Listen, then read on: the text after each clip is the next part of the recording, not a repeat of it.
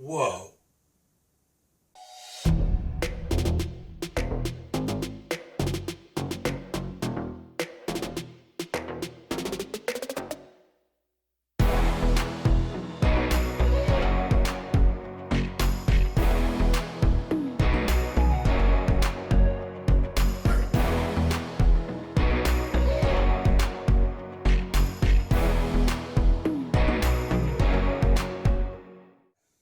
This right here is super special.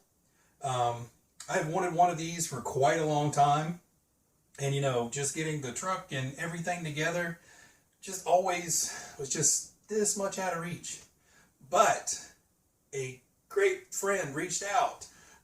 Only wants to be known as Mr. RC Elf. So RC Elf, thank you so much for this awesome build. This video series is sponsored by you.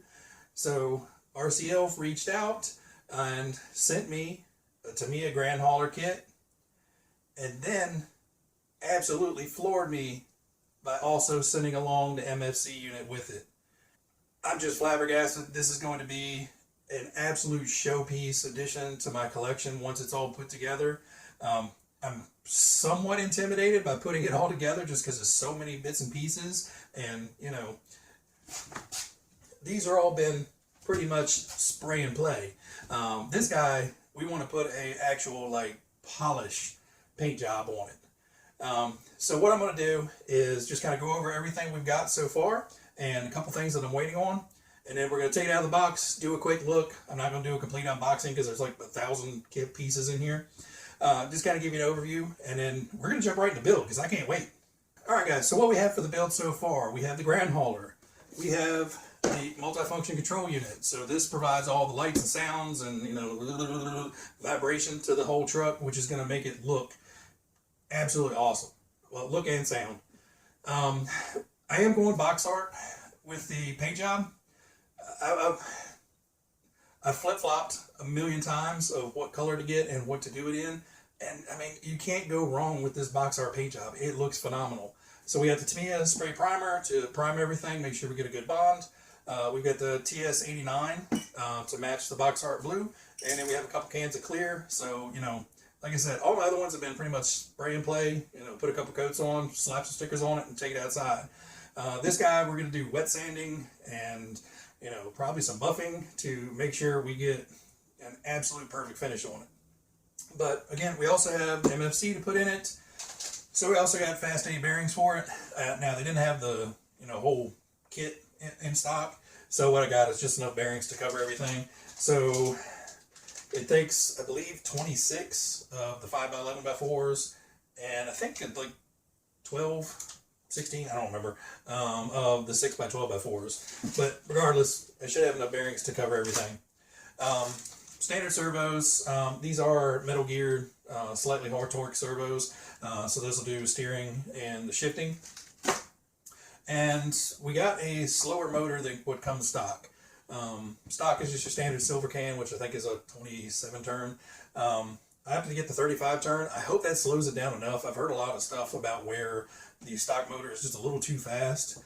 But I've seen everybody run it from stock to all the way up to an 80 turn. So we're going to put the 35 turn in it. Hopefully it's slow enough. If it's still a little bit too fast and herky-jerky, I can always put, a 55 or even an 80 turn in it later. Shouldn't be too difficult. But we started with a 35 turn first. It's just a Dynamite from Horizon. Doesn't need to be anything super fancy, but it is a crawler type motor, so it's designed for a little bit more torque, which this truck can use. So one of the things we're still waiting on for the truck is the radio system. And the radio I chose to go with was the FlySky, I think it's i6.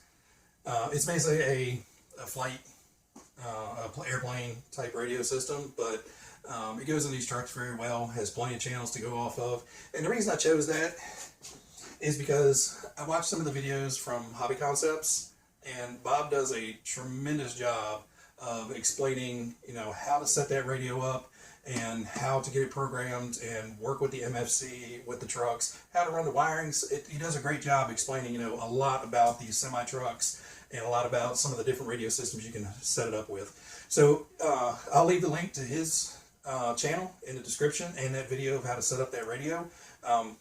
he's a great guy and really goes into a really good explanation of how to set everything up. He's much better with words than I am sometimes. It says a whole lot less.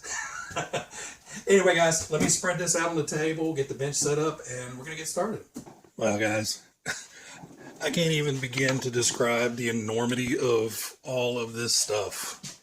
It literally takes up my entire workbench from one side to the other just to get all the parts out. And if you've never seen one of these in person, it is hard to grasp the size of this thing. I mean, those are just the rear fenders. I mean, the body, it's ginormous. But we'll run through it real quick just to give you guys an up close. So again, we have the rear fender covers. We got the body, the lightly smoked windows for it. You've got your driver figure. So this has the full driver figure, unlike most Tamiya kits who just, shoulders and above, or if you're lucky, waist and above. Full interior kit, so steering wheel, seats, all that good stuff. And the most chrome I've ever seen in a single kit. So you've got your ginormous fuel tanks, and again, ginormous. They're like the size of a huge pill bottle. Okay, I'm old when I'm referencing pill bottles for size, but you know what I'm saying. You do have the front bumper, some random plates and stuff. This does have the chrome rear fenders if you want to add those instead of the full fender kit. You've got stack pieces, air cleaners, grill, rear bumper, air horn kit. You have the long side chassis rails, biggest chassis rails I've ever come across. Stack parts, your MFC control box, cover, other random chrome bits, your tips. These look like they're cross braces. You've got your fifth wheel, and then there's another one in here. So this is more of like the old school rounded, and this has the newer tapered tip. More cross braces, link ends, linkages, all that good stuff. Battery tray. I believe this is the MFC tray. You've got your transmission halves, so that thing is enormous. Yeah, that's a big transmission, and that's without the motor hanging out of it. Your rear axle set. Then you've got your molded lenses, so you've got clear, you've got red, and you've got amber. Transmission shift shaft, I believe. Internal gear sets, and then you have all of your parts bags, A, B, C, D, E, F, and G. And then you have your accessories in here. It does come with the rubber mud flaps if you want to use those chrome rear fenders and not use the supplied big fender covers. But I don't know, unless you're building something uber specific, those are going to look awesome, and those are going to be the ones I'm using. Center drive shaft, again, this thing is enormous. And the chrome stacks, I haven't pulled these out because I do not want to get them scratched up. These are actually metal. These have some heft to them, so I know they're plated, so I don't want to get them scratched up, so I'm leaving them in the packaging until I need them. You have your transmission shift sliders and other assorted doodly bobs, I'm assuming, for that. Your silver can motor, front wheels, and then rear wheel sets, and the most tires I've ever gotten at one time. But yeah, guys, that is a lot of parts, and I'm super stoked. All right, guys, so what I'm going to do is I'm going to start kind of organizing all this mess, because obviously this is way too much on the bench to get any work done. So what I'm going to do is I'm not going to do a time lapse on this one. I think it's just going to take up way too much time in the video. So I might just pop back here and there or at the end of the video and give you guys kind of some update shots. I may just take stills, not sure. We're going to make this one up as we go along, because there's a lot of stuff going on here, and it's going to be a whole lot of back and forth between probably this manual and the MFC manual as I go through. So we're just going to work on getting it built, and I'll come back and show you steps or just a recap of where we got to at the end of the day. So I'm going to start building. See you guys in a minute. All right, guys. Well, we've been at it for a few minutes, and we just completed step 4. And you already have this monstrous frame all kind of bolted together.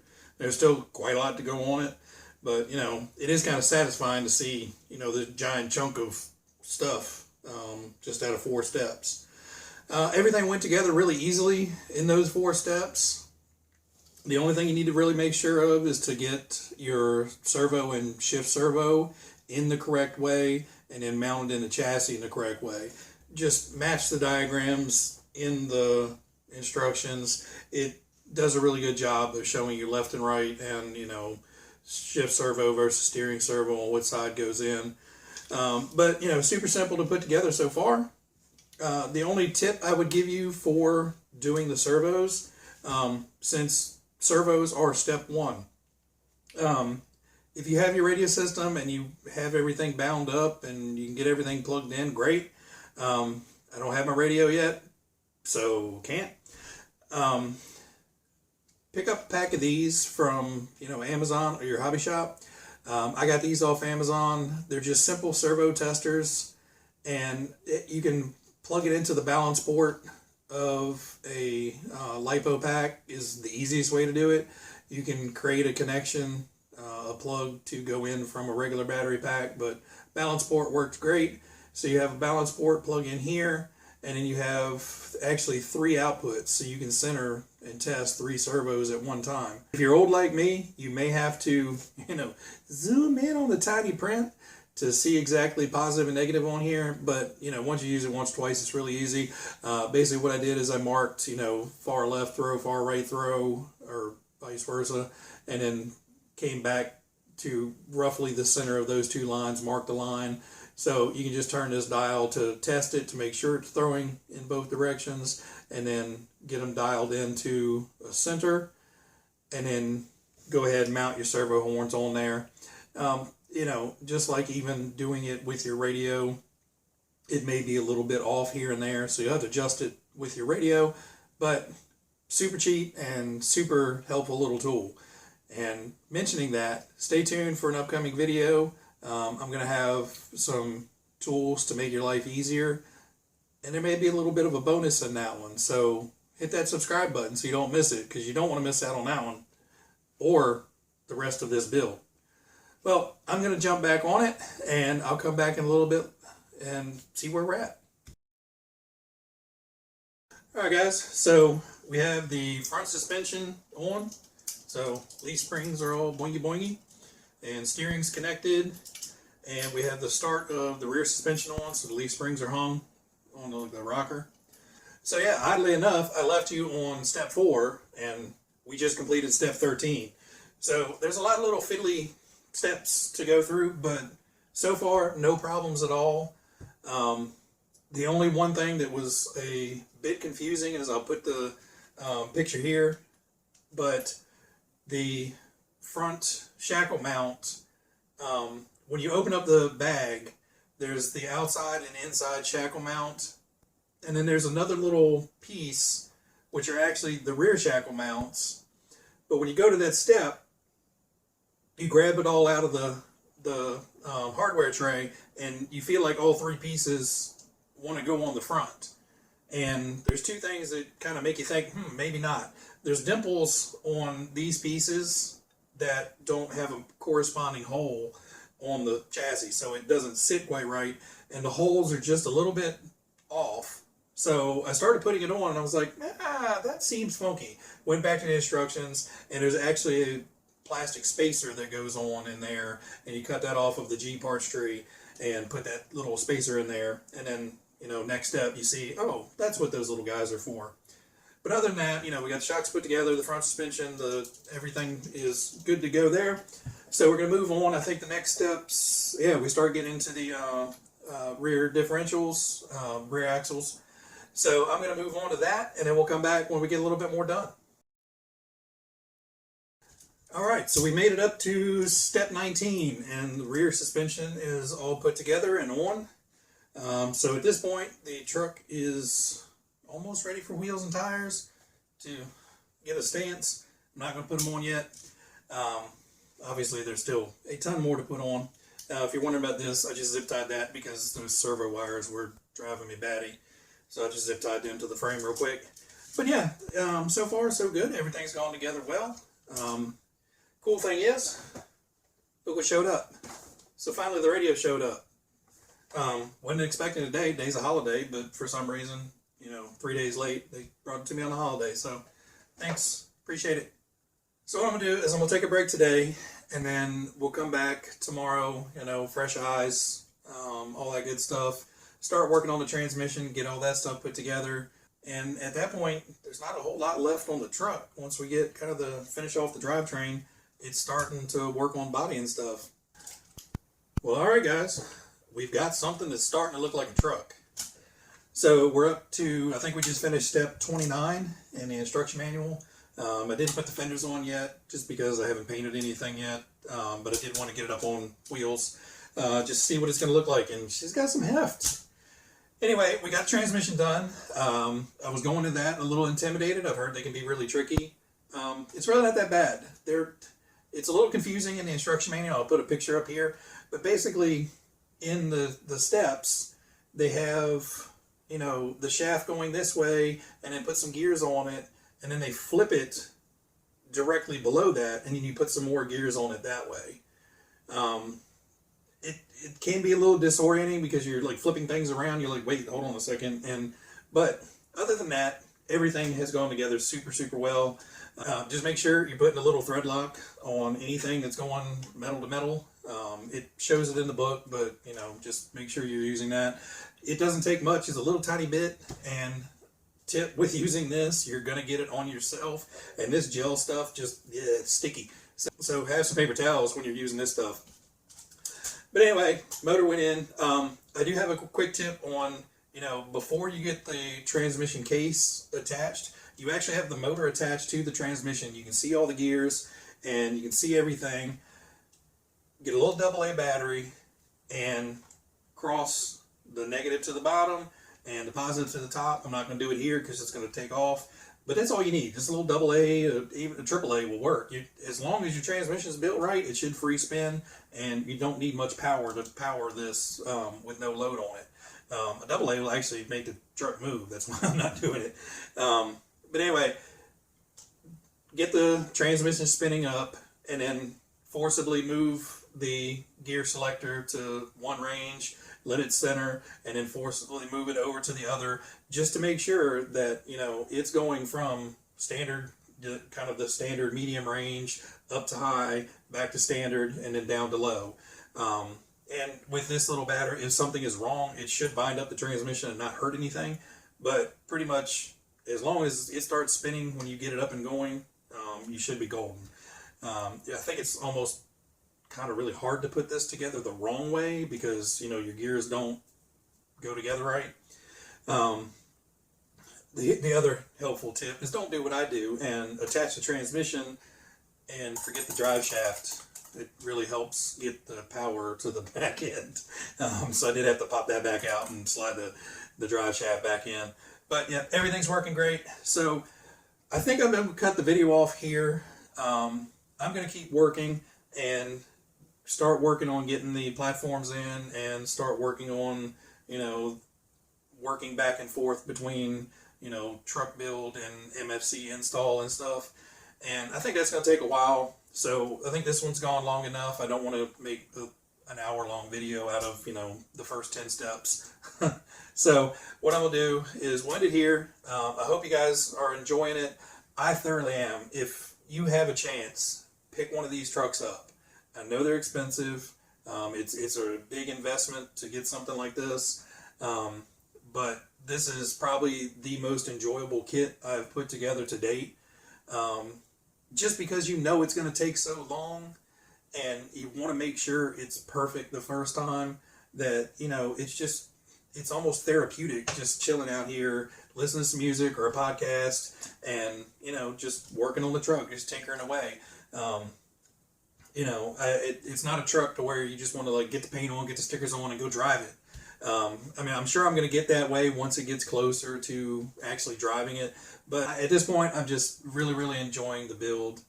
And I'm just so thankful for RCL for reaching out and sponsoring this by providing the truck and the MFC for this video. You know, awesome. I appreciate it. So make sure you're subscribed so you don't miss any of the next videos. It'll probably be 2 more. I'll probably get kind of everything put together and wired and, you know, do a quick test drive without the body on, and then the next one will be actually, you know, getting the body on and doing all those glamour shots and wrapping this guy up. That's the intent. It may be one more video, it may be 4 more videos, I'm not sure. But anyway, guys, hit that subscribe button, hit that like button, drop me a comment. I appreciate everybody that takes time to watch the videos, leaves me comments. Hopefully the channel will keep growing. If you guys can hit that subscribe button, it will really help this channel keep going, and I can get more cool stuff for you guys. Anyway, as always, thanks for stopping by. Everybody out there, be happy, be healthy, be safe. I'll catch you next time.